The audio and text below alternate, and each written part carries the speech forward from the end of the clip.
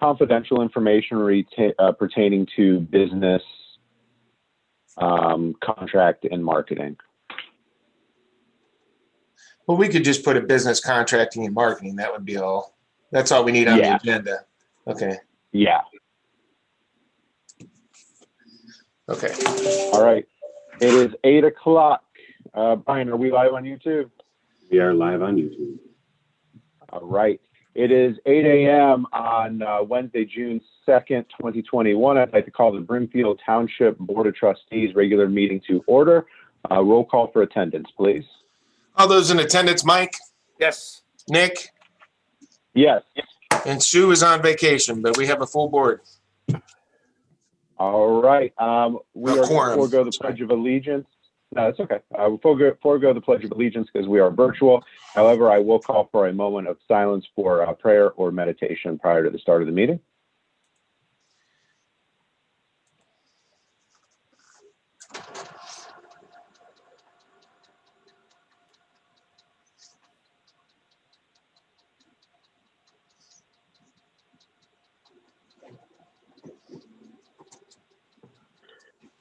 All right, we'll start with announcements and correspondences. Mike, do you have any announcements or correspondences? I'm good, Nick. All right, I do have one correspondence to read today. This is from Mike Collins at Portage County Engineer's Office. Everyone should have received this, but I thought it was worth at least sharing for our residents. It reads, "Good morning, Brimfield officials. As you can see by the below email, the two-way to all stop has been activated for 4 weeks. This is in reference to Old Forge and Mogador over there. This afternoon, our traffic department will be removing the temporary notification signage, the flags, prepared to stop, etc. We appreciate the efforts that the police department has given on patrolling this intersection. If anyone should have any questions, please reach out to me directly. Thanks, Mike Collins." So all the signage is coming down over there, and Chris, please share with the officers, thank you for their additional support in that area during that transition from a two-way stop to a four-way stop. And hopefully our residents are becoming more accustomed to that main change over there. That's the only announcement or correspondence I had sent to me today. So we'll move into meeting guests. I do not see any in the virtual room, neither are there any on the agenda. So we will move into meeting minutes. I need a motion to accept meeting minutes. I will make that motion, Nick. I will second those. I reviewed them. Roll call. Okay, those are for the 5/19 regular meeting and the 5/21 emergency meeting. Right. All those in Correct. favor, Mike? Yes. Nick? Yes. Okay, motion passed. All right. I need a motion to accept the agenda for discussion. I will make that motion. I'll second that for discussion. Additions and subtractions, we will be adding under executive session number 1, potential business contract. Okay, all those in favor, Mike? Yes. Nick? Yes. Motion passed. All right. Purchase orders. I'll make a motion to accept the purchase orders. And I will second those. Okay, all those in favor, Mike? Yes. Nick? Yes. Motion passed. Warrants. I'll make a motion to accept the warrants. And I will second that. All those in favor, Mike? Yes. Nick? Yes. Motion passed. All right. Public comments and questions. Because of the virtual capacity we've been working in, we've asked residents to submit any public comments or questions in writing to the board to be read into official record. Mike, do you have any comments or questions to be read in today? No, I have not gotten any this last 2 weeks. Okay. Neither have I. Has anybody else received anything that should be read into record today? No, I have not. All right. Hearing none, we'll move into safety concerns. Has any departments identified any safety concerns? All right. Okay. Hearing none, we'll move into the business portion of the meeting then. Police Department, Captain Atkins, the floor is yours. Good morning. Morning. The chief submitted the report to the Dropbox, so I'll go over some of the things that are on the report. For old business, we've discussed that we're going to forego safety school this year and try to do what we're going to call a kindergarten safety day with the schools. Something that'll be in the fall of 2021 or spring of 2022. Communication has been sent to Dave Hefflinger, the superintendent, and we're still working on that, but we do not have any confirmed dates yet. In new business, Officer Dinkelman completed the school safety assessments, and we applied for a grant from the Ohio AG's office in the amount of $1,200. That's still pending. We don't have an answer on that yet, but it looks like we'll get that money for that grant. We have struggled to get ourselves a grill, a new grill that we want to use for some community events coming up this summer, but Walmart came through for us, and a special thanks to Vince Leidick from who's a manager at Walmart. He got us a grill. Basically, I texted him, and within a few hours, he had told me to come pick up a grill. So we have a brand new 4-burner grill that was donated by Walmart that will be taken out to all of our community events this year to have little cookouts. The annual paper shredding event will be Wednesday, June 9th from 11 a.m. to 1 p.m. It'll be here at the police department. Our partners again this year are Hometown Bank and RJ's Auto Pros, and All Shred is providing the truck. And speaking of the grill being used, we're going to have our neighborhood grill out event at Cranberry Creek on Saturday, June 12th, starting at 12, depending on the weather. We're going to have a canopy set up, some signs and information for the public, and we'll be in the circle at Briar Hill and Dewberry Circle. There's like a little grassy area on that road there. We're going to be sit right that circle, set up, have the grill, do cookout, meet residents. We'll have some hot dogs and drinks and maybe a couple other things, but just a nice little event for the community up there in Cranberry Creek to come out and interact with us. What day are you doing that? It will be Saturday, June 12th, starting at noon. Okay. And other than what's on the report, the only thing I'll add and advise the board is it appears that the traffic changeover on Talmadge Road is going to happen next Monday. I believe that'll be Monday night, so starting Tuesday morning, but it's possible it'll be Sunday night. So that will move all the traffic on Talmadge Road near the Mogador Road intersection to the south side of the road. So we're going to cut off both north side Talmadge Road lanes, and that'll extend from Sunnybrook all the way to Walmart Drive. So it's going to be a huge traffic disruption. It's going to be a couple months long as they start working on the north side of Talmadge Road.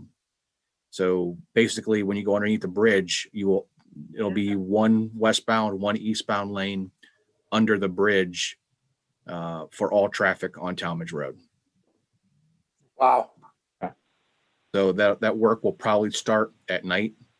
So we'll likely have an officer out there with them. We had an officer out with them when they did the work on 76, putting up the barricades. So we'll probably have an officer out there and help them get the changeover and get all the barrels out and get ready for the chaos. Now, Chris, did I get you right? It's only going to be done at night, or is it going to be done? No, it's going to be done all day. The actual setup will be done at night. Usually they start around 7 or 8 o'clock at night to make the traffic changes over. So there'll still be traffic going both ways, or it'll be just one way at a time? But there'll still be one lane eastbound, one lane westbound, instead of the 4 lanes we have now in the turn lanes. So there'll still be two-way direction. We're just cutting it down to one lane each direction. Wow, that's going to be a mess. Where not ODOT is. That's going to be a mess. Yes, we saw when they were doing some construction down there to start off that traffic was backing up past the tracks and past Cascades.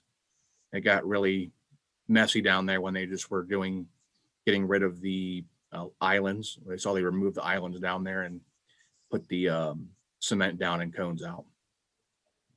Wow. It's going to back traffic up quite a bit.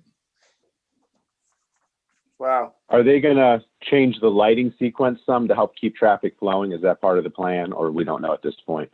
They didn't say, but I assume they will, because there's going to be some different movement now because we're getting rid of some turn lanes, or there'll still be a little bit of a turn lane right at the intersection, but I assume that they're going to have to adjust the timing. And we know there'll be a big timing change once they're totally done. But it may be something they work through to see how it works for a few days and say, I need to make some adjustments. And you Are said they going to that have, for 2 months, huh?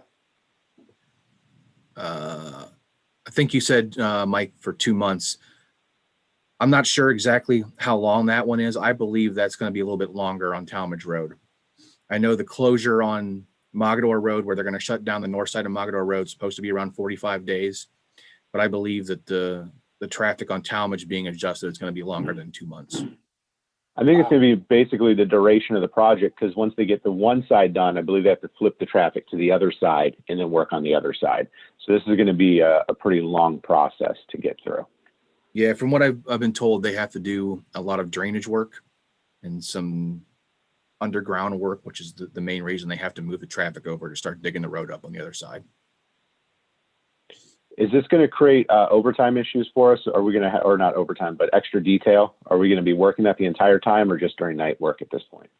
Well, they've only used us now for the times they've had construction. So there's been 3 details so far, and they've all been on 76. The first one was when they added the pavement strip to widen the road.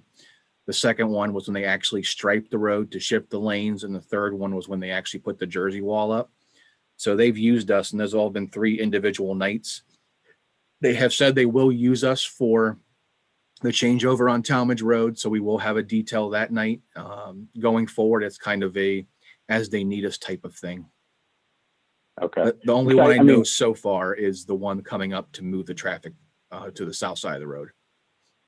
Okay. Yeah, I mean, it's nice extra money for the officers, but I just worry about burnout for them too. We get bombarded with a lot of these extra details. And well, there haven't been a lot of them so far. I actually worked a couple of them because we were. It's vacation season here, so there's overtime at the department, so there weren't a lot of people signing up for them. So I ended up working a couple of them. They were open. Okay. But maybe 1 or 2 more. I know it's not going to be. I mean, we have other details every weekend they're the constant ones, like the wedding events. But right now, I don't see an issue with those, and they're all paid by ODOT, so it's nothing coming out of our budget. Okay. All right. How is that intersection at Mogador and Old Forge changing over to the 4-way stop? Have you heard anything, problems out there, or has that been pretty smooth?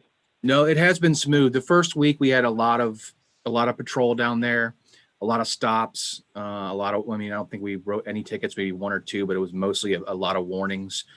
Didn't have any accidents, surprisingly. But if you go down there now, people have got it. They're slowing down coming into that 35 zone, which is the first time ever in the history here that people actually did 35 in that zone. So they're slowing down, and the people coming up from Newton and coming over the hill on Old Forge or Eastwood, they've got the hang of it. It's actually really, really helped because the traffic is slowing down in that area because of the 4-way stop. The very first week, the county was doing some work on the berms, so it kind of added a little bit more to the situation going down there. So it even helped slow the traffic more down, but we really aren't seeing any problems from it. It's going smooth. Okay, good. That's good to hear. All right. Do we have any other questions or comments for the police department today? I'm good. All right. Well, thank you, Chris, for giving today's report. Yep. Thanks, guys. Gals. Yep. All right, Craig, floor is yours, fire department. All right, good morning. Old business, we have nothing. New business, the only thing I have is we had a pre-bid meeting for the fire station admin building last Wednesday. We had approximately 5 general contractors that showed up with 12 in total. When I say 12 in total, there were some specialized people that came in, maybe an air conditioner contractor, a roof contractor, but 5 generals showed up. So now it's Moody Nolan's job to take those and take a look at who they are and research them. Now, what I need to ask the board is bids are due by June 17th. They set a bid date and time of June 17th at 2 p.m. Do we want to have our bid opening, right prior to a trustee meeting like we always do? Or I would. So do it at a trustee meeting? Yeah, I would. Unless I you mean, I want, don't want to do a 2 o'clock in the afternoon special meeting. no, let's do it early. Well, the only thing we have to ask is, we have to find out how we can change that because they've already put the bid notice out. So Oh. we just need to verify legally we can change that without creating a major headache for those people that are bidding. Because I know if they picked up their bid packets, they're probably just anticipating to be there on 2 p.m. Well, and the problem with that is our trustee meeting's on the 16th. So if we go past the 17th, we have to wait 2 more weeks to do it at a Right. trustee meeting. So we would have to probably have a special meeting either way. But I need to figure out from you guys what works best. I mean, if I know ahead of time I can make anything work. I know Fridays are good for you. So Yeah, but I mean, if we already have it advertised on the 17th, I mean, I can make that work. I don't want to create additional headache, and I know that we can't open them any sooner than the 17th right. because they have to have so much time period to get those in. Well, I don't want to and I think wait another 2 weeks because then that just puts them another 2 weeks behind. We're already kind of behind. well, I and may- the other concern is I don't like sitting on those bids for too long either. You know, if there's a deadline, then people try to squeeze them in on Friday or the next Monday. I think that causes an issue too. So Go ahead, does- Mike. yeah, I don't mean to interject with that, but usually with the bids that I've opened in the past, you still have to look the bids over and make sure that there weren't major errors compared to the design. So I don't know how you might want to check with them and see if they're allowed to award the bid immediately after, or if they want to look over the bids first. No, we would. So I need think they were going to look them time to- over. Yeah. Yeah, they just want us to physically open them, read the cost off on the 17th, then they're going to review them, and then we would award them most likely at our next trustee meeting. So that would give them Making it 13 have to days, look them over. yeah, to review them to get them ready for the next trustee All right. meeting to award a bid. Sorry. All right, thanks. That's okay. No, I appreciate, No, I appreciate the Mike, feedback. because this is a big project. I don't want to rush it either, but I want to get it done.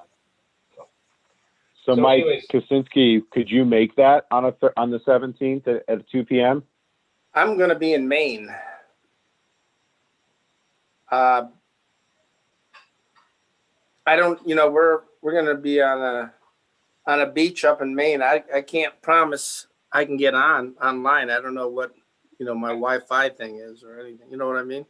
Well, and this is Right. going to tie into what we discussed later about in-person meetings. So are we going to do that in person or? I mean, I personally, I'm okay with what Nick and Sue come up with because I think we all think the same. Well, Well, again, and we're just we're not bid making open. any Right. We're not right. making any decisions. We're just opening them. So, Mike, if you're gone that entire week, we're going to have to do it while you're gone anyways, because I don't want to delay it any longer than we need to, because Well, we need to give well- them ample time to review them.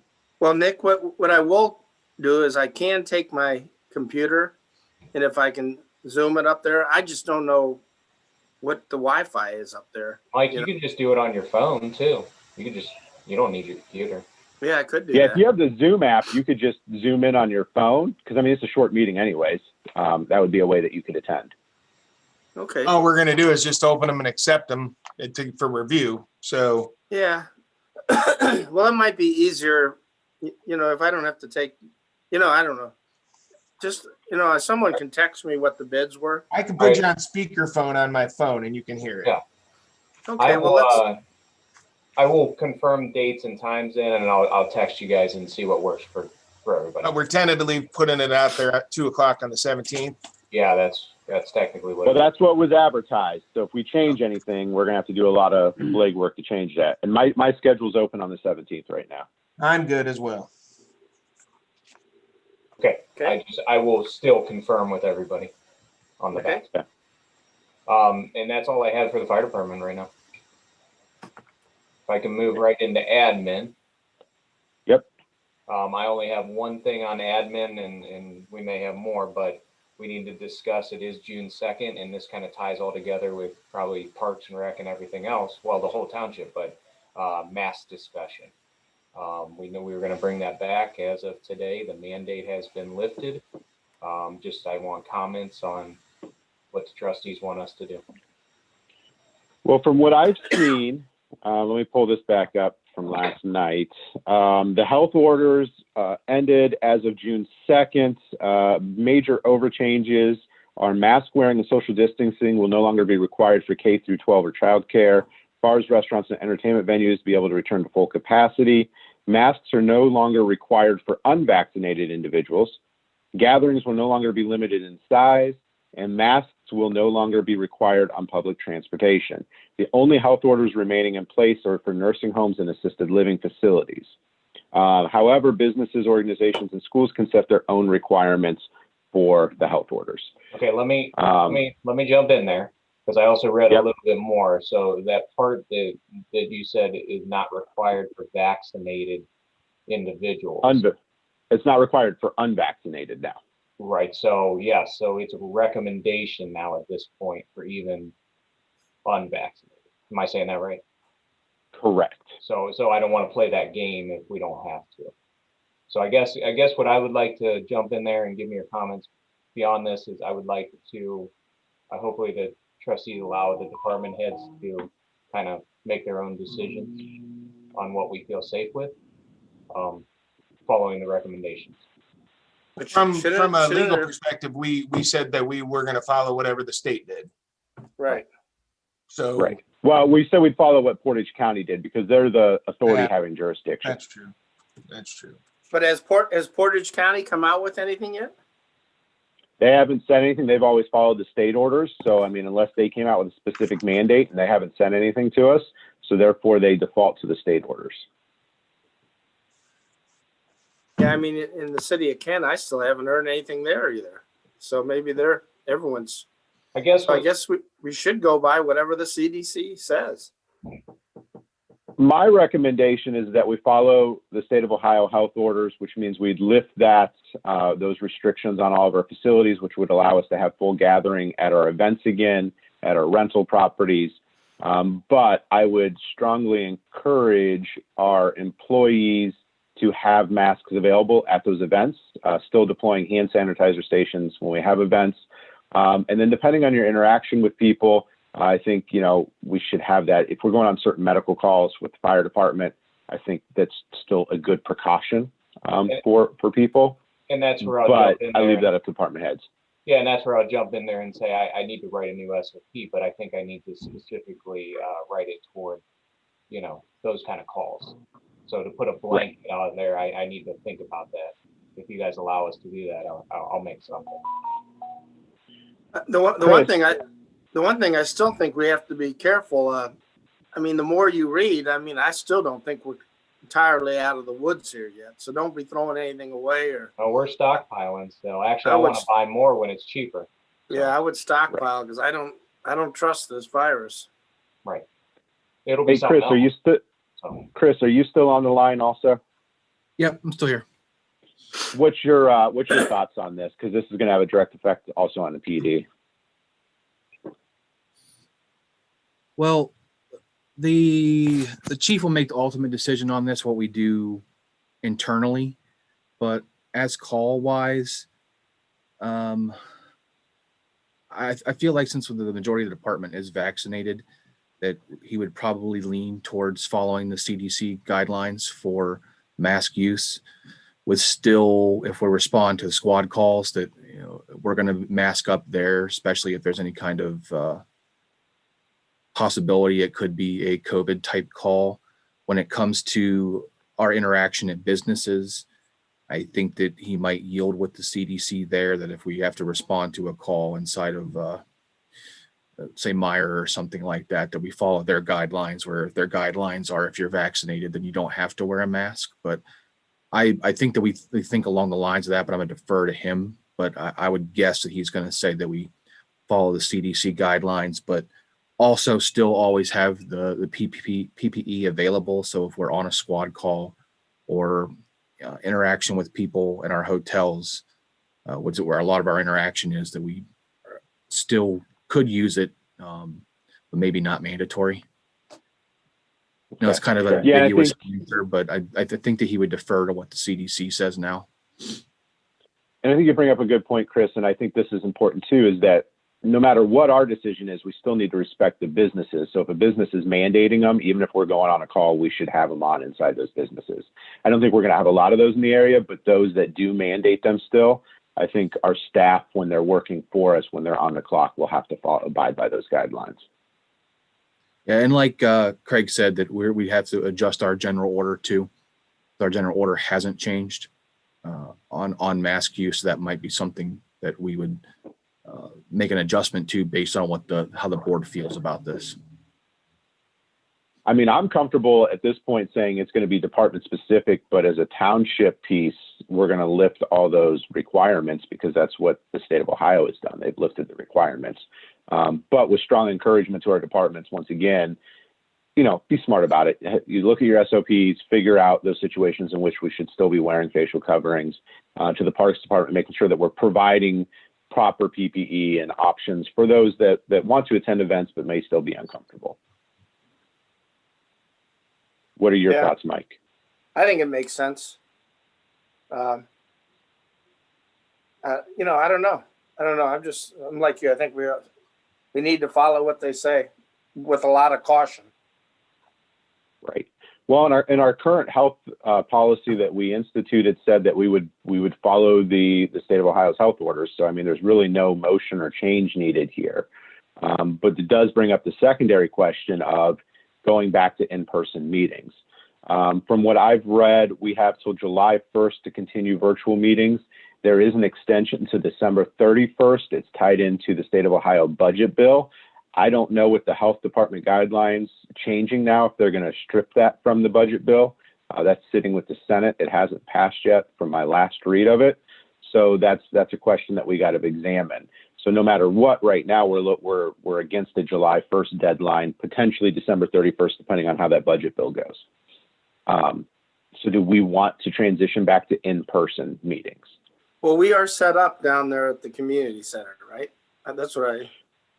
Yeah, we're set up for in-person. The problem becomes it's a little more complex if somebody needed to attend virtually because that's going to involve some more tech.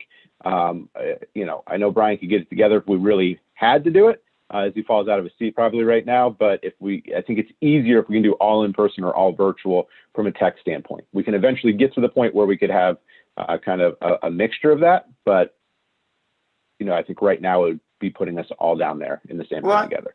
I mean, we can be in the room together according to their guidelines.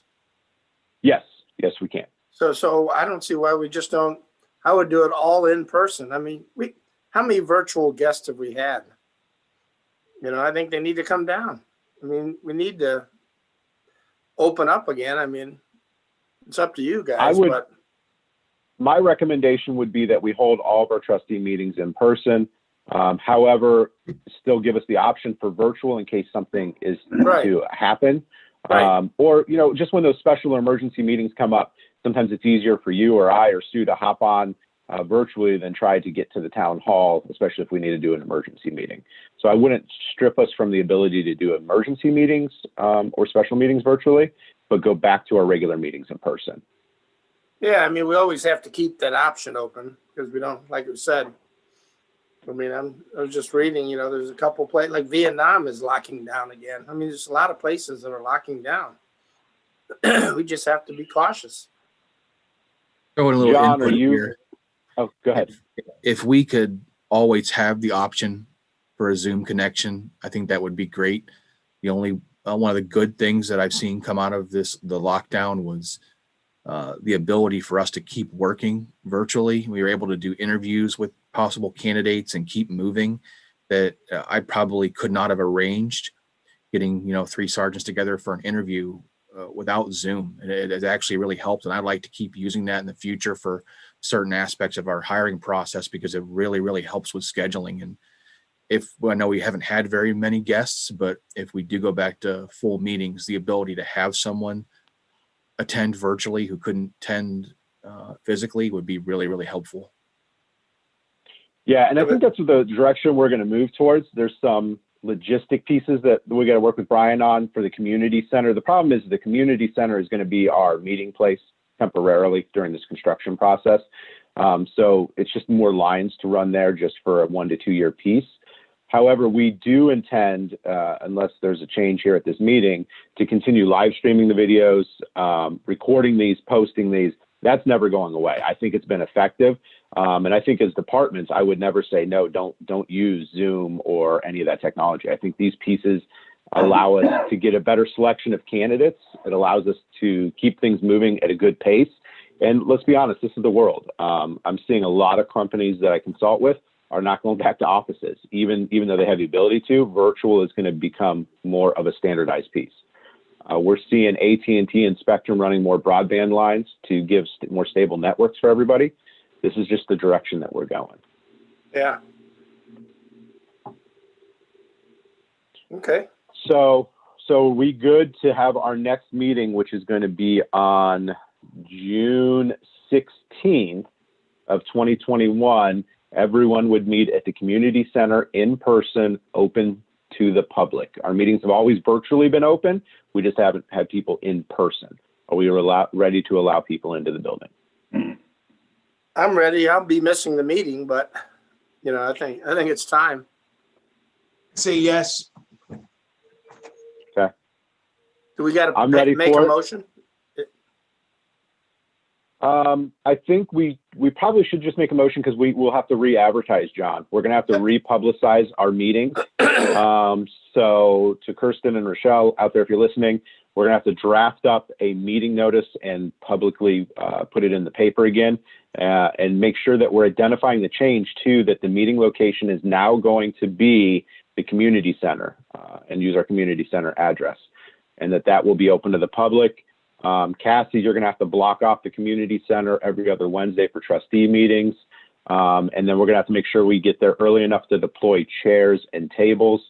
With the chairs, we still should try to socially distance. Let's not squeeze people in there. And we'll see how that goes with the public attendance. I think the public notice should also mention that it is still being live streamed on YouTube. Yes. Thank you, Brian, for that.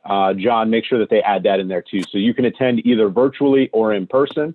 I think, and so my motion will be this. The motion is to resume in-person meetings at the Brimfield Community Center while maintaining live streaming as a secondary option for our community. Yeah, I will second that motion. And Brian, we still, even with the live streaming, we will still record and then post to YouTube. I don't think that's the piece that this township should ever move away from. I think it helps with transparency and it allows our community to either attend during the meeting or in the evening, whatever that may be. Understood. Okay. Any other comments on that? Nope, I think it's the right choice. Dave, are you good with this? All right. Kathy, any questions, comments? I was just going to say, I already have every Wednesday and Thursday blocked off at the community center so that when we start resuming BZA and zoning commission and stuff like that in person, it's already all blocked off. And that's going to be a secondary point. We'll talk about BZA and zoning commission next. Let's get through this motion first, but thank you for mentioning that. Mike, any comments outside of the BZA or zoning commission? We'll get to that in a second. No. Nope. Okay. Roll call for the motion. Those in favor? Mike? Yes. Nick? Yes. Motion passed. So now we need to have a discussion about how we're going to handle zoning commission and board of zoning appeals. Right now, the legislation ends on July 1. So we would have to transition that way unless the budget passes before the end of June. Mike Ladd, what's your thought on getting the BZA and zoning commission back in person at the community center? Well, I just want to interject, Nick. I mean, they are a separate board. Do we let them make that decision? I think that's a decision that we made as a board of trustees. And I think that we have to, I mean, we could get their feedback on it, but Because ultimately, I do know they're a separate political board. I don't know. I just want to be clear that we do the right thing. Mike, well, Mike, the what do zoning you commission, think? What does Mike think? Well, I think clearly the zoning commission would be happy to go more in person, and then some of the members of the BZA would like to stay remote. So the boards have different opinions on this, but I could certainly ask them all. I mean, I'm okay going in person and opening things up. So, But then maybe we should let you ask them first, Nick, and then you guys can decide at the next meeting. Just get their feedback. we could do that. And because I mean, the June meetings had to be advertised probably by already. Right. So we just need to make a decision before we advertise July meetings. However, Mike, make sure you let them know that depending on how the state budget goes, we may have to be back in person anyway, starting July 1. I mean, Yeah. that might be out of our control. I know there's been a lot of letters to the state representatives about this to keep virtual as a ongoing forever option for governmental bodies, because it allows for more involvement in your local communities, more attendance that way. But we'll see what that legislation looks like. Okay. Yep. All right. Any other questions about this? So effective today, it sounds like the health orders have been lifted, so facial coverings are not required unless you're entering a private business that requires those. We no longer have to do the temperature checks and keep those logs. All that information that you did collect over this time period, though, to the department heads, make sure you're storing that. We should have a records retention on that for a few years at least in case of any audits. Right. All right. Any other things under administration then? I didn't have anything else. I just wanted to see where we're at on that, and we know where we're at. So I'm good. All right. I just had one question under this. It won't require a vote, just an update. How close, Mike, are we on the sign easements? Are we close to getting those signs done? Yeah, so the engineer is done on the drawings and the language for the legal descriptions, and Mark is drafting up the easement for signature. Should be wrapped up next couple days here. So Mike, that sign in front of the new nursing home or senior citizen home, Yes, I mean, they've okayed that? yes. Okay. The only one that we don't have a signature on and we can't get a hold of is the property owner down coming out of Talmadge on 18. That's the only one that we're having trouble with. We might have to move locations of the sign, but Mike Wolland is working on that. So he did send letters out to the property owner. Aren't they the people that were sort of upset with all the building? No, this one just owns a vacant piece of land there. They live in Talmadge. I'm going to try to actually go over and knock on their door and get. Well, that's where we really need a sign. Yes, that's the only one. The other three are good. It's just that one I'm working on. We might, like I said, we might have to move the location too. So we'll go down with a cop car. That'll get their attention. yeah. That's true. Hey, Mike, the one side in front of the nursing home, I mean, our property line is actually Malloy Road. Wouldn't you be better to move it down that way instead of right in front of the nursing home? Yeah, Just it a is. thought. So we did. We moved it at the intersection. Okay, good. Yeah, it's on the corner because the That's reason where it belongs. Yeah, there's water and sewer lines going straight through where the sign is right now. So we had to move it. We had no choice because it would have got, it would have been right over something. And if the water line would break, then we'd have a problem with the sign. So we didn't want to do that. Okay.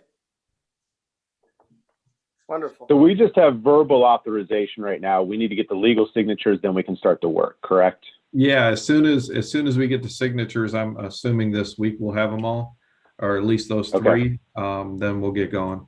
But yeah, we do. So yeah, we do have verbal. I'd like to try to get those signatures in place by next trustee meeting and start the work on those as soon as possible.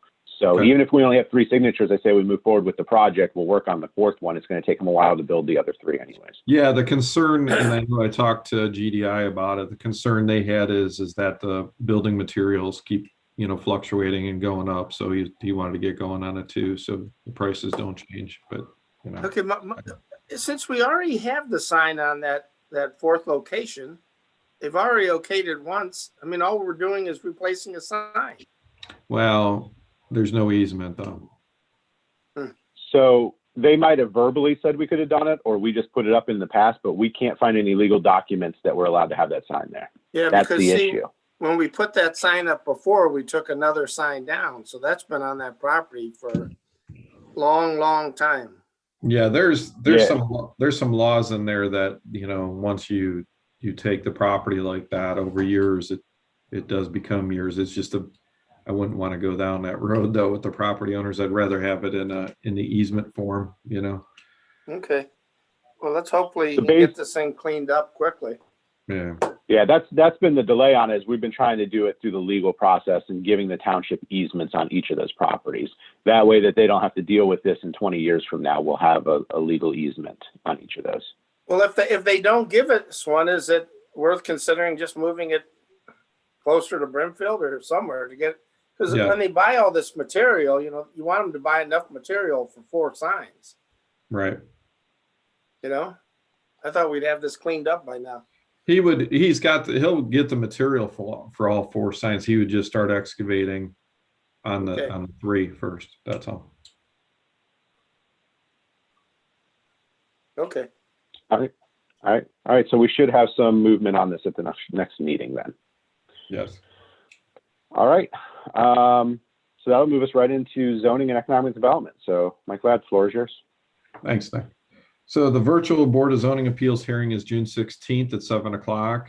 The virtual zoning commission meeting is June 10th at 7 o'clock. Regional planning meeting is June 9th. We have 3 replats to be considered. A lot of people are merging and splitting off properties. Those 3, we have sublots 20 and 23 in Brimfield Estates. We have Cranberry Creek Phase 4 on. That is lots 26 and 27 as replat. And then we have Maple Crest subdivision number 1 replats of 7. And then 19 and 36. So that is all the Maple Crest West doing the replats as well. Heritage of Brimfield Nursing Home is scheduled to begin work here soon. It should be right on schedule. Redwood Apartments continues to install utilities and grade. Hickory Hill subdivision continues to install utilities and grade, and we have inspection on that. Jiffy Lube is going to be starting construction soon. We do have their final drawings in here along with Wave Wash. There's some minor things. We're going through their signs now, and they do need some variances, or there's some variance requests on for the next meeting for that. And then our permit fee is $166,061.20. So still doing real good. Any All right. start date on all these? No, I have all these drawings here though, but we have to wait for the replats at regional planning. Once we get that redone, and then the county engineer signs off on the county portion of those roads going in. As we go back to just Cricket, part of that is going to be a dedicated road, and then there's a new road Right. going to the back. So once all that's approved, then we can start off on all these. But Now, that will be in front of Menards, right? That's going to be to the right-hand side. So as you're pulling out of the driveway out of Menards, and it's a right turn only drive, it'll be on the right-hand side, Oh, okay. and then brand new sublot. Wow, that's great. Yeah. Well, Hey, they should Mike, do- oh, go ahead. No, go ahead. I was going to ask about the subdivision regulations because you brought up the engineer. When is that? Is that meeting today with the commissioners, or when is that? And are you going to be able to be in attendance to make sure that our voice was heard on that? Yeah, I'm going to try to attend that. It was scheduled for today, so I'm going to try to hit that. What time is that scheduled for?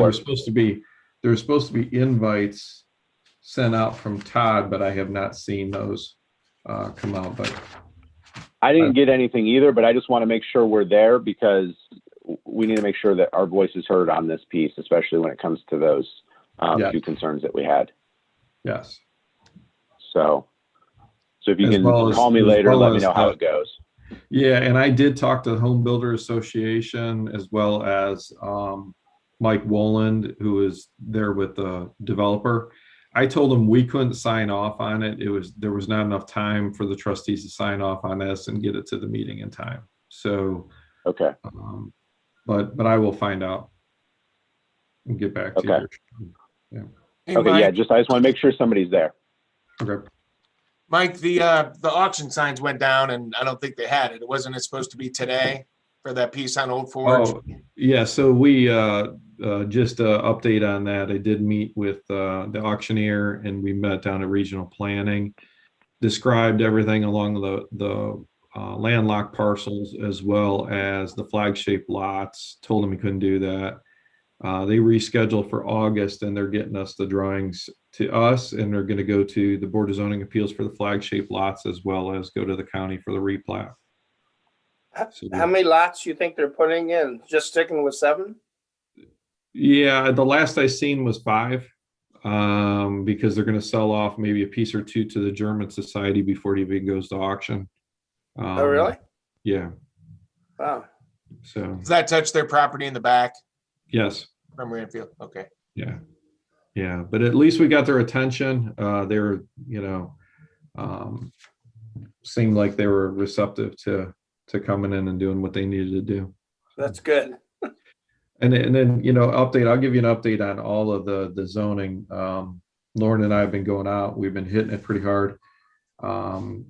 We do have quite a bit going back to court, and some of them are complying. So I'll have a better update next time, but we're just trying to clean everything up. We do have down there going by Dylan's across the street next to the outpost. We have all those cars at Town Center. He has removed 62 cars to date. So he's working on it, and letters from the prosecutor's office continue to go out on that property. So Yeah, I don't know where they're removing them. It still looks like a lot of cars. there's still a lot of them. Yeah, I ran into him yesterday and talked to him, and he said You sure he's working not on it. removing them and moving new ones in? I haven't seen any new ones come in yet, but yeah, he said they're down 60 some cars. So I don't know where. It still looks like he's got 100 to go.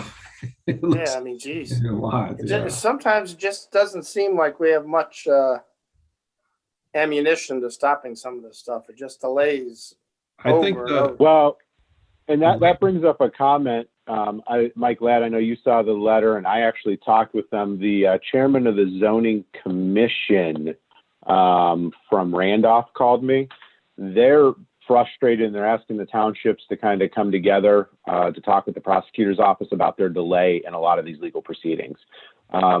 Their residents, when they try to institute follow up on their zoning rules and regulations, are basically saying the prosecutor's office won't do anything, so we don't care, and we're just going to do what we want. So they're running into a lot of the time delays that we're facing here too. So we talked for quite some time. She was pretty frustrated with the prosecutor's office and their delay in responding to their concerns. I know it's not fair. I mean, I don't know. They got to get a handle on something over there at the county.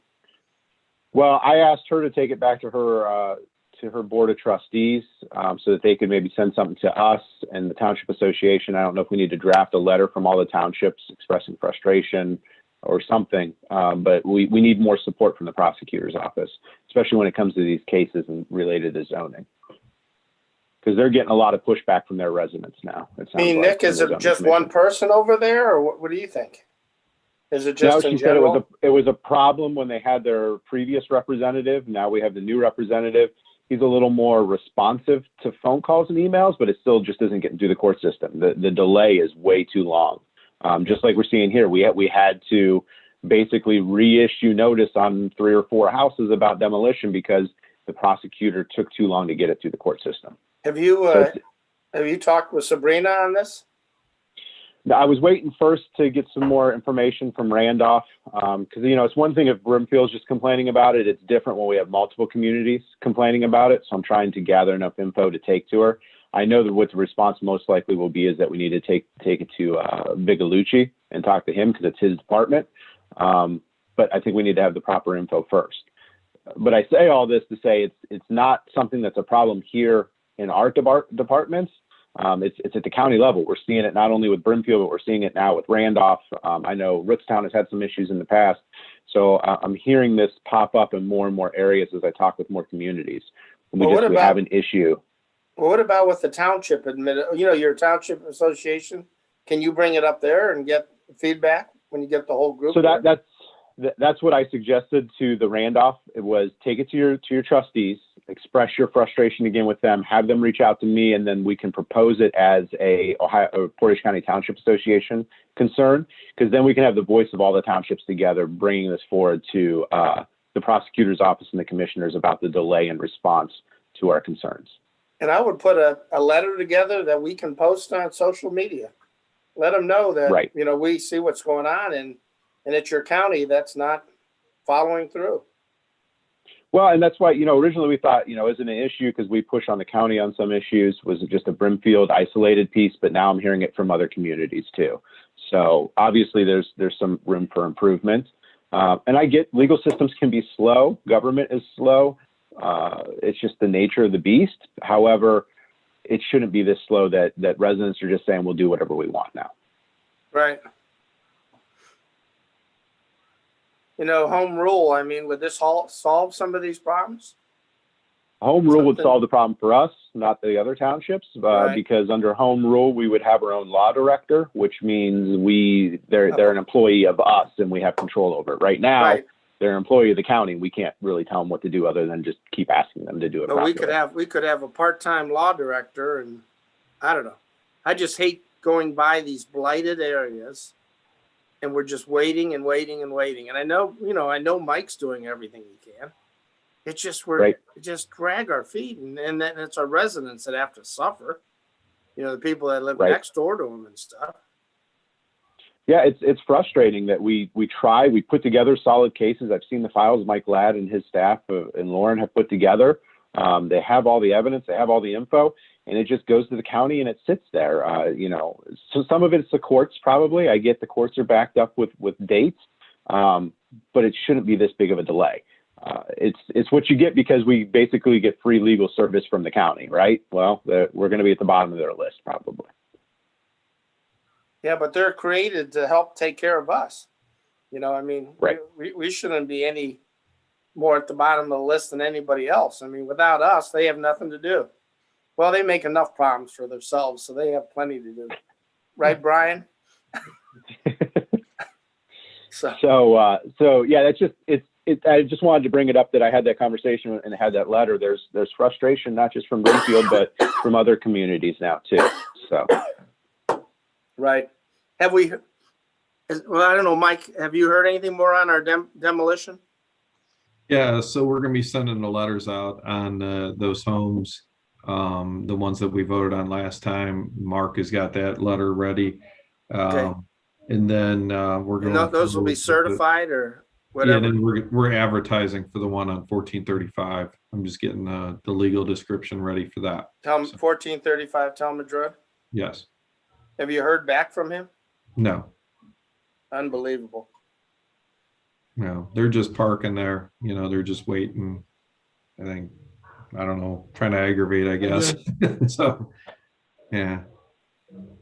hey, Mike, is the property on the corner? I was just back in Beechcrest last night on the corner of Brookdale and Duffield. There's a house right on the corner there. The grass is probably 3 to 4 feet high all around that property, and it's just looking pretty rough. Has that come into your office yet?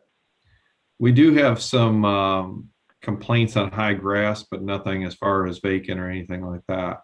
So we you get a chance, probably drive by it. Yeah. Yeah, I'll go past, take some pictures when we're out. There's not much we could do with high grass, but if it's abandoned or something, I could get search warrants. So yeah, and when we say high grass, I mean we're talking 3 to 4 feet. So I think the concern is going to be the growth of wildlife back there for the residents that live next it must door. not be. It must be vacant unless somebody's sick in there. So Unless it's a hayfield. yeah, yeah. So, and I don't know if it's just a welfare check that may need to happen there too, just to make That's sure, fine. but it stuck out when I drove by last night. Okay. Yeah, boy, that's good. I'm glad you saw that, Nick.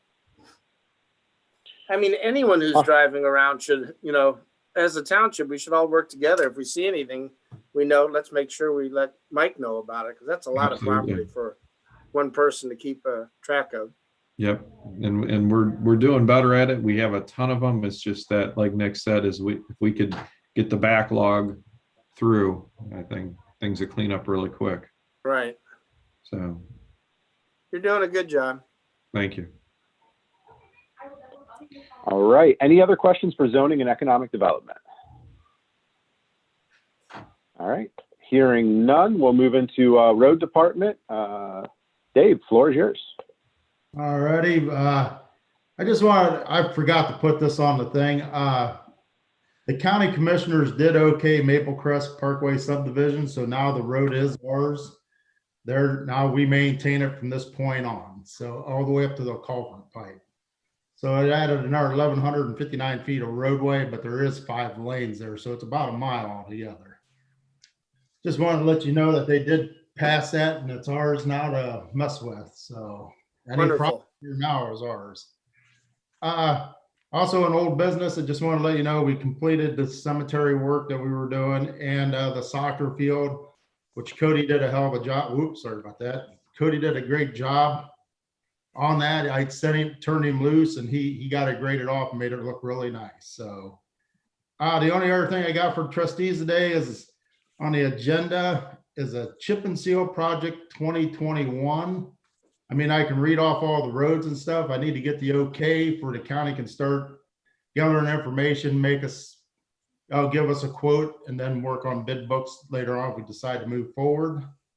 Right now, the roads would be Malloy Road from Sandy Lake Road to the Kent City limits, Klein Road from Malloy to the Franklin Township limits, Congress Lake Road from Sachs Road north to Old Forge, Sunnybrook Road from Mogador Road to the Kent City limits, Selnick and Dussel from Talmadge to State Route 43, and Sherman Road from Talmadge Road to State Route 43.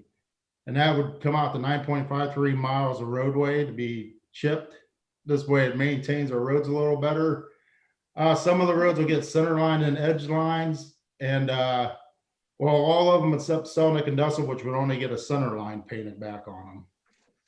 And then, Hey, Dave, yeah, I mean, I just don't want people to start screaming. When you're saying chip and seal, it's that different process of chip and seal. It's not the old fashioned chip and seal. it's the polymer chip and seal that Right. we use on the other roads where it adheses to the road way better, less stone and that kind of stuff. So Yeah, just so we're clear on that, because once people hear chip and seal, they're no, gonna it's- flip out.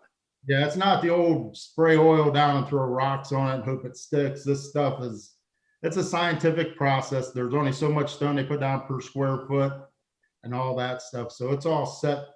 And the polymer holds stone a lot better. And plus, most of the companies, what they do is they sweep it all off and clean this up afterwards. I mean, that's normally what happens. And so you have less stone floating around that is loose. Okay, I'm gonna put that on the video I do today, because they need to know that. Right. Now, mind you, some of these roads, depending on the price that comes back, may have to be delayed until next year. Like I said, until we get a complete quote, we won't know for sure. My wife is you're gonna- interrupting this meeting, okay? So I could not listen because what is the question, dear? No. Okay, sorry, guys. I've got to So this start is gonna go locking to her. I got to lock her in a room, Nick. Is that against the law? So this has got to go to the county engineer first to get a bid book, to get an estimate, right? Right. This way they have our okay to come on our roadways, look at stuff and then put together an estimate. And then if we move forward, a bid book then. Okay. Wonderful. This motion is just telling them that it's okay to do that. All right. Okay. I'll go ahead and make a motion to send to Portage County the listed roads from Dave for chip and seal inspection for potential bid. I will second that, Nick. Okay, all those in favor? Mike? Yes. Nick? Yes. Motion passed. Hey, Dave, I just want to tell you publicly, man, you guys are doing a great job on the roads. They've never looked this good. I hope people appreciate it. And I mean, we appreciate them voting on the levy. We want to be able to do it any other way, but I mean, they've got to know the difference. Cause you know, me being here a few years, I remember how they were. And I mean, it's total renovation. It's a great job. Well, we're trying to spend. Yeah, you know what? Wisely. Is what we're Well, and doing. it takes time to get everything fixed up. You know, the roads needed a lot of work. It took some time to get there, but you're starting to see the cycle happen and maintaining what we've invested in. And just the road work that our crews do out there too. I second what Mike says. You know, our workers are top notch. We appreciate all the hard work they're doing. and really happy with how our roads and just our properties are looking. So make sure you're telling them thank you for us. And Nick, with the success of our social media and stuff, I think maybe we ought to just put a little video together on the road so people understand what we're doing, So they, the more information they give them, the more they understand. Because like I said, without these levies, we would go back to where we were. And, right. because, just the word chip and seal scares people. But if they understood what the process was, maybe what I ought to do is when they start one of these is get down there with Dave and, he's got that face made for movies and we'll do a little video on that. If I can just clean up his language a little bit, that would be, no, we don't need to clean up that language. That's from the heart. That's right. This is how construction workers really talk. So we might have to get his hair put up in a ponytail or put up under the hat, but I wish I had hair like him. Okay, that's great. Thank you, Dave. all right, that concludes my report then. Actually, Dave, hold on one sec. Do you want to come pick the contract stuff? I got it signed over at the county. So it's all done for the Sugar Maple Hills project. Okay. Now, do the trustees still got to sign it? No, it's all done. Oh, it's completely done? Yeah. Okay. That's Do you want to come pick it up? Yes, I was going to actually talk to you that after the meeting about it. Okay. So, Yep, we're all good. Okay, thanks. Yep. All right. Hearing no further questions, we'll move into Parks and Rec. Cassie, the floor is yours. All right. Hi, everybody. Hello. It's been very, very, very busy in the Parks Department lately. If I look tired, that's why. So old business, very excited to say that the playground should be finished this week. If you haven't been over there lately, it looks really, really good. They're It putting sure the does. finishing touches on everything. He said they're laying grass seed down. They're finishing up all the mulch work and that. And he sent me the dump truck is almost complete. That's going to be installed by the end of this week. They had a little bit of a delay because of the weather, but very excited to have that open. I've had a lot of residents ask me about it. So happy to have that done.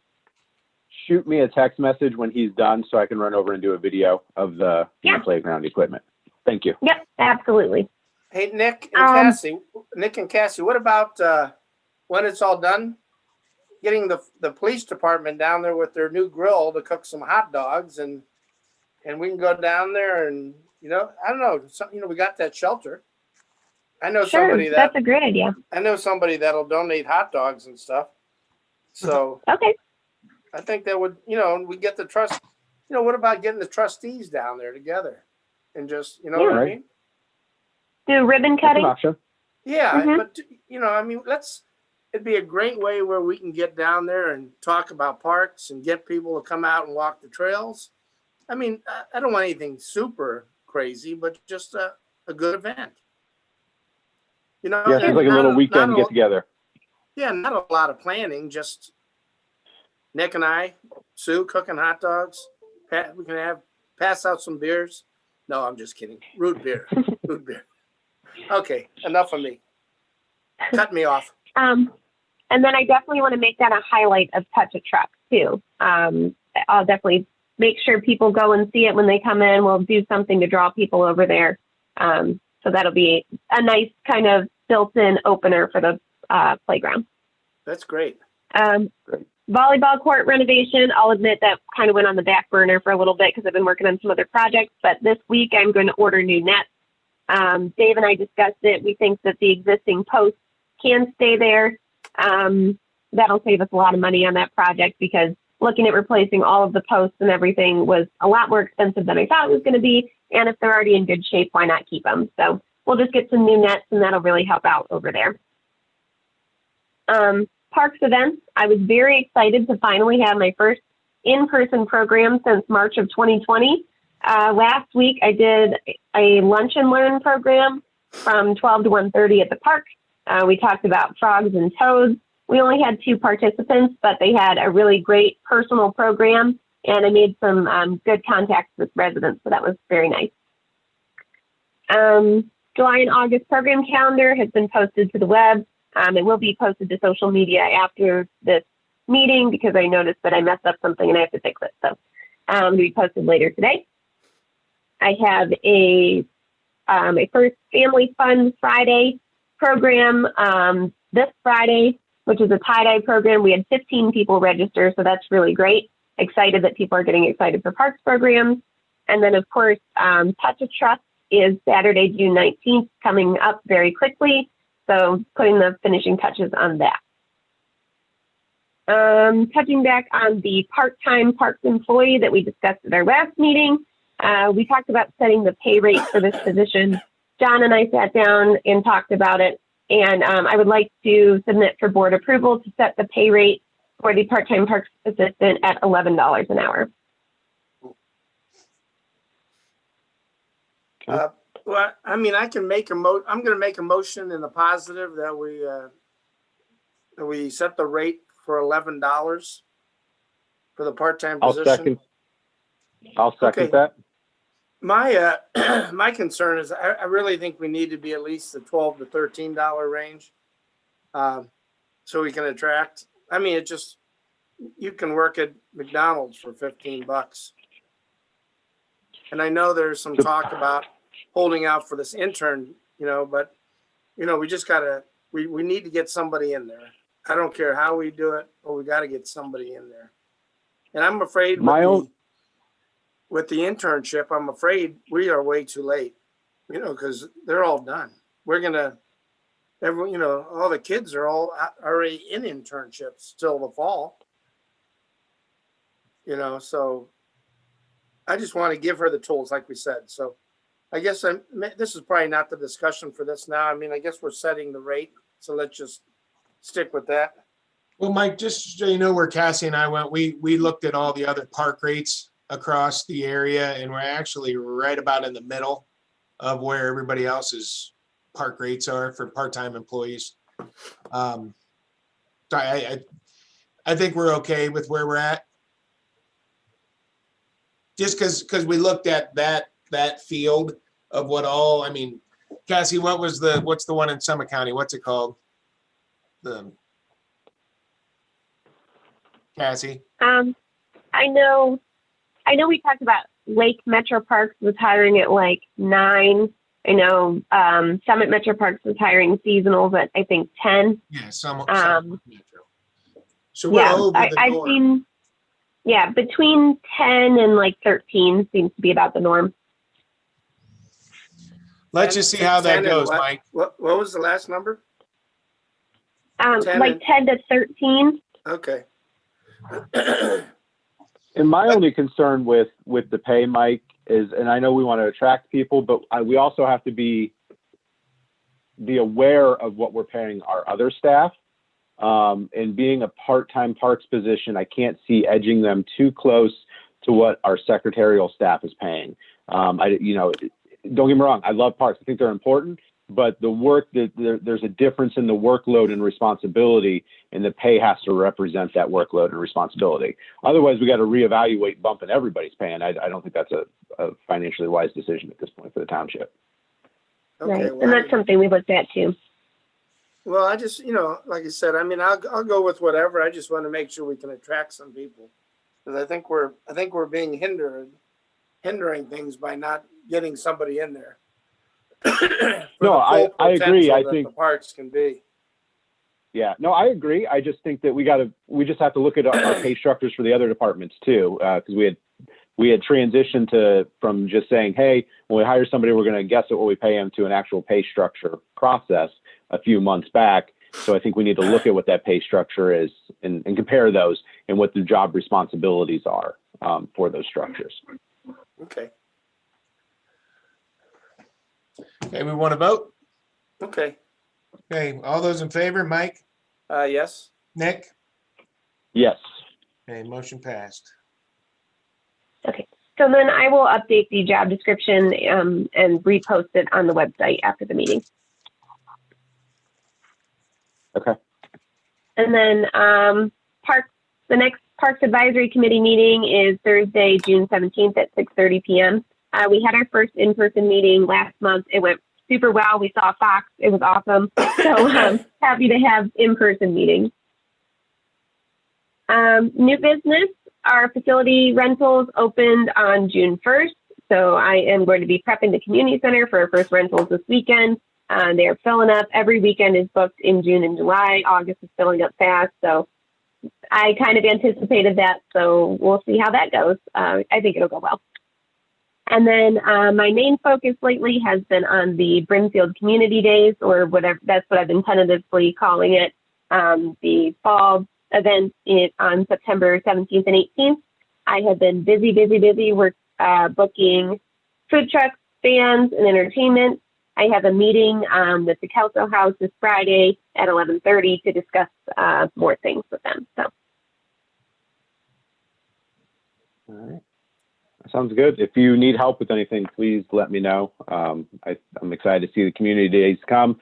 I think we should highlight this, Mike, a little bit too. I know I heard from somebody this weekend when I was out at Hartville that we weren't having Brimfest. And in fact, I heard it at the Memorial Day service too. Why is Township getting rid of Brimfest? And that's not the intention of this. This is a temporary thing. It's going to be just like Brimfest with the exception of not having carnival rides, because obviously we need to preserve the soccer field to give them a year to let the grass grow and set its roots. That and the parade, but there wasn't enough time to prepare for a parade with the COVID restrictions just now getting lifted. That's a big undertaking to happen. So this is Brimfest just without a parade or the carnival rides. There's going to be tons of other things to do. And I anticipate seeing Brimfest back here next year with the parade and the additional attractions. Right. And Nick, when I do that little video this week, I'll make sure we put it in there. So, I mean, and when you do the one the following week, just make sure you put it in there. We just got to constantly remind people. Yeah, and I don't know how the misnomer started that we weren't having Brimfest, that Brimfest was done for. There's a lot of people who were upset. They said this is a cornerstone of our community. It's an event that happens every year. And that's why we pushed for community days. We just knew we were under a tight timeline because we didn't know what COVID restrictions were going to be. And I mean, in fact, we're sitting here today and they just got officially lifted. So we had to wait for health orders from both the county and the state before we could do anything.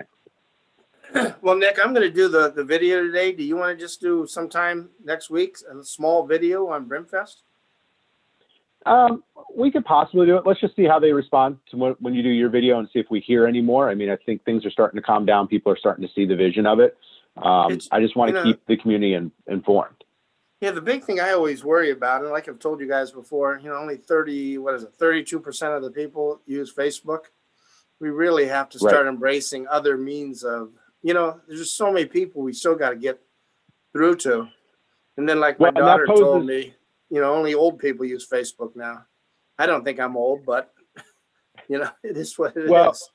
It poses a question too that I had a note for to ask during comments, but I'll just ask it now. I don't know if anybody in here knows. Where are we at of the status of the postcards? We were supposed to have that original mailer go out. I saw the order go in for it, but I haven't seen a postcard arrive in my mailbox.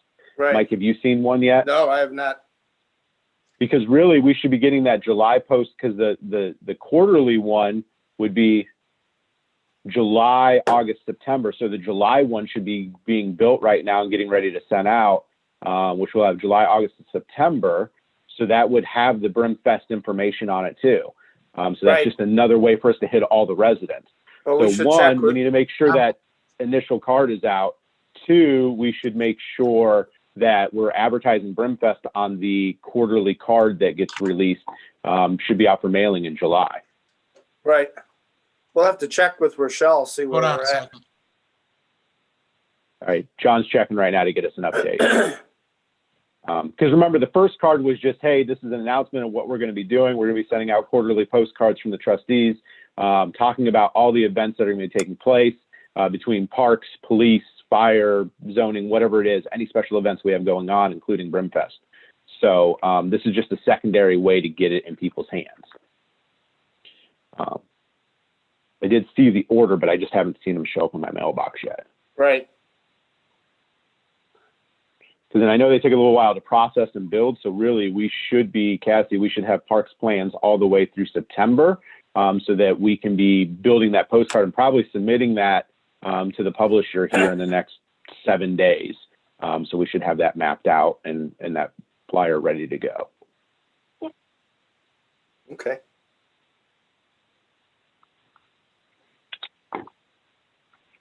I think they're checking now to see the status of it. One thing I have had success with too is I started making calendars with, do I have one handy while we're waiting? Nick, the estimated arrival was supposed to be 5:30. Vistaprint's the one that sends them out though. So Rochelle's calling Vistaprint right now to find out.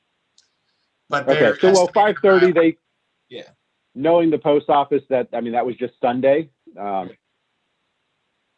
Yeah, so they may be They coming should this be there week. this week, hopefully. But Rochelle's. But gonna with that double check right said, John, we need to talk with staff this today because we probably have less than 7 days to build the car to be out for July 1st then. Because Okay. remember, it's supposed to be July, August, September should be the next quarter one. So we need to get that built up, at least send it to myself, Mike, and Sue to email just to look at it real quick with a Right. 1-day turnaround for our review. And then let's get it out to print because I want to make sure everybody knows about all the events coming up this summer. Right. Okay. And then Chris, if you're listening, and Craig, if you're listening, if you have any special events that you want to advertise on that card too, lunch with a cop, hot dogs with cop, breakfast with fire, whatever that is, let us know. We'll have Rochelle will be contacting you. We're going to do this every quarter. So if there's anything you want advertised of a special event for meet and greet or whatever, we need to get that to Rochelle, and Rochelle should be contacting you this week. So if you're listening to Rochelle do that, John, remind her. Yeah. Thanks. You Does got it. that, Yeah, does that pass work it for on. you, Chris? Yep. Okay. I've been making printable calendars too to hand out. They've been pretty helpful. I have program descriptions on one side, printable calendar on the other. So when I have events and I leave them out in the parks brochure holders, when I saw somebody walk in the park, little kid showed me a bug. I'm like, hey, we have a bug program coming up. Handed it to them. They said they're going to be there. So I find that works out really well too. Very Okay. good.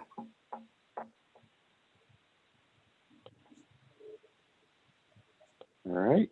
Anything else under parks? All right. Hearing none, then we'll move into cemetery. There is no business under cemetery for this meeting. I will give a quick update. We had our Memorial Day service though. It went well. I'd say we had about 25 people in attendance at that. We also recorded and live streamed that because we know there was families that may not have been able to make it out due to COVID. And also we thought this was a good way to reach those families that may no longer live here in Brimfield, but have people laid to rest at the cemetery, especially with those that were in the military. Just gives them a chance to attend the service without being here in Brimfield. So I think that went well. I want to especially say thank you to Rochelle for getting that together, being there on Memorial Day and getting everything going for us. Fiscal office, there's no old business, but you have second half 2021 advances, John? Yes, I need to get an approval to request the 2021 second half advances from Portage County. I will make I'll make that motion, John. Okay. I will second that. All right. All those in favor, Mike, Yes. Nick? Yes. Okay, motion passed. Thank you. All right. Nothing else under fiscal office at this time. We Nope. do have an executive session. Anything for the good of the order before we go into executive session? Because I know the department heads will pop off and won't be here after that. Yeah, Nick, I just wanted to give you an update. I did talk to Todd here. So the commissioners did meet and they did amend it. They are accepting bonds for the subdivision regulations, and they did approve that. But now the county prosecutor's office said that they're not the final say on it, that regional planning is the final say on the subdivision regs, and we will be meeting June 9th at 4:30 p.m. And as you know, I'm on that board, so I'll make sure everything happens. When did the county commissioners meet on that subdivision Yesterday. regulations? Yesterday morning, he said. There was Okay. no invite that was sent out, so. Okay. All right. All right. We'll talk later. I just want to see what else got changed in that to see if they heard stuff from Town too. Nothing else, no changes from the Home Builder Association or Rootstown, just Brimfield's request. Okay. So we're still not going to get signature then on the acceptance of roads. We just take what we get. So far as what I can understand, I will address that with Rootstown at regional planning as well. Okay. Yeah. I mean, even if we can get regional planning to make that change, I think it's important that Dave and all the road superintendents in Portage County have a voice in the acceptance of those roads. Yes. And my suggestion after reading into that would be if the county is hiring an engineering firm to do the inspection and to perform all this for us, that it could come from the engineering firm to the township before it even goes to the county. Okay. Yeah. However, we got to work that. We just need a word because I'm tired of getting these roads that explode like Sugar Maple, and then we were spending $200,000 of our taxpayer money because we didn't get to say no. We're not satisfied with how that road looks. Right. Yep. I am happy that we're getting engineering firms to inspect. That's a huge plus. I think that's going to be a great asset. So. Okay. All right. Anything else for the good of the order? All right. If not, I'd like to make a motion to go into executive session. John, can you read that section for me? Yeah, it's number 7, to consider confidential information related to marketing plans, specific business strategies, production techniques, trade secrets, or personal financial statements of an applicant for economic development assistance, or to negotiations with political subdivisions respecting requests for economic development assistance, provided that both of the following conditions are met. The information is directly related to the request for economic development assistance. Unanimous quorum of the public body determines by roll call that the executive session is necessary to protect the interests of the applicants. So, All right. So that's my motion. okay. Need a second? I'll second that. In attendance for this meeting will be the trustees, the fiscal officer, Mike Ladd, our zoning and economic director. Anybody else, Mike, that you need there? I'm good. Mike Mike Ladd? Ladd, you're on mute. You're Yeah. on mute. I said if Craig wants to attend as well, it's up to him. All right. So we'll have Craig also in attendance as the administrative supervisor. Roll call for Okay, all those in favor, Roll call. Mike, Yes. Nick? yes. Okay, we are in executive session at